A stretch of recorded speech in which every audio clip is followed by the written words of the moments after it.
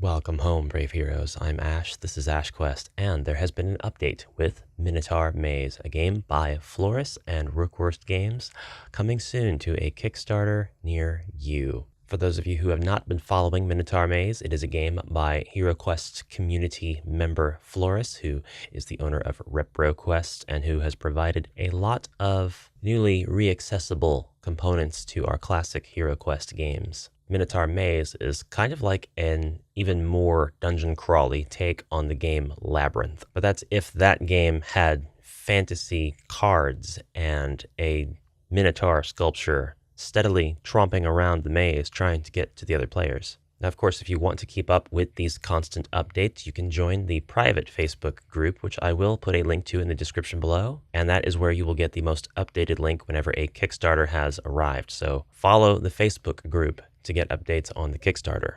And I'll signal boost that here as well when it happens. Here we are looking at a concept of what the box might look like. The actual cover art is shareable now and is really excited. It looks really, really super cool. These are 4 of the characters that you will be able to become in the game. Wizard, the Knight, the Barbarian, the Ranger. And this is a DM-less experience. The Minotaur follows instructions and kind of controlled by all of the players instead of just one malicious player. I'm very pleased to be able to report that the rulebook is done. It has been proofed, and the game rules are very easy to understand. Now, if you join the Facebook group, be aware that there is some prototype imagery that is pretty closely going to be representative of the final product, I think, but we're looking at a production method that won't be used for the final version of the product.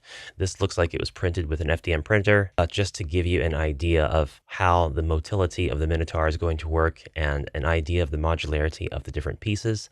This will be of no surprise to you if you have played Labyrinth before and if you're aware of this game's similarities to the amazing Labyrinth, which is a great game in its own merit, but this is the one I think I would rather have on my shelf. The cards are just one hint as to how this excels from the Labyrinth experience for me. There are mechanics here. There is strategy at play. It's not just take one tile and move an entire row or column of tiles in order to shift the landscape, which, of course, is a very easy to learn, hard to master, definitely a thing. Definitely why Labyrinth is great in its own merits, but has, I think, a much needed extra layer of gameplay here with these ability and event cards. Now, that's the name that I'm giving them. That's not actually what they're called. They're just things that describe abilities and events and debuffs and boons. The Minotaur's thunderous roar echoes through the maze. A player of your choice cannot move in their next turn. When I tell you the game has been play tested, I'm serious. This game has actually gone through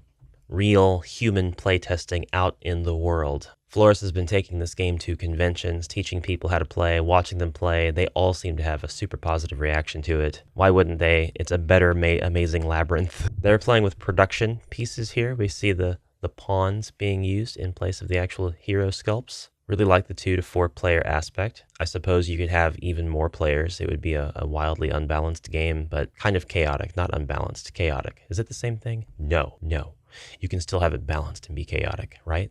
Right. But this is a lovely picture. Everybody is engaged. Everybody's checking out the board because everybody is affected every turn. The next person's got to take a tile, pick it up, and push it into another row or column. So, of course, all the other players are like, how is that going to affect me? What are you doing? What's your play? Floris appears to be extremely open to all kinds of feedback, so if you are interested in this project, you'd like to see what direction it takes as it continues to grow and gain traction and get closer to its crowdfund model, let Floris know what you'd like to see, what you like and dislike about it. It's come a long way for an indie board game project. It has come a long way. At this stage, I think we're going to have something really cool on our hands. Join the Facebook link in the description, and of course, stay tuned here, because as I said, I'm going to be tracking the major updates, especially when the crowdfund opens, and make sure to announce that here as soon as I can. That's it for today. Heroes, thank you for watching. I'll see you in the next episode. Have a fantastic rest of your day. Bye for now.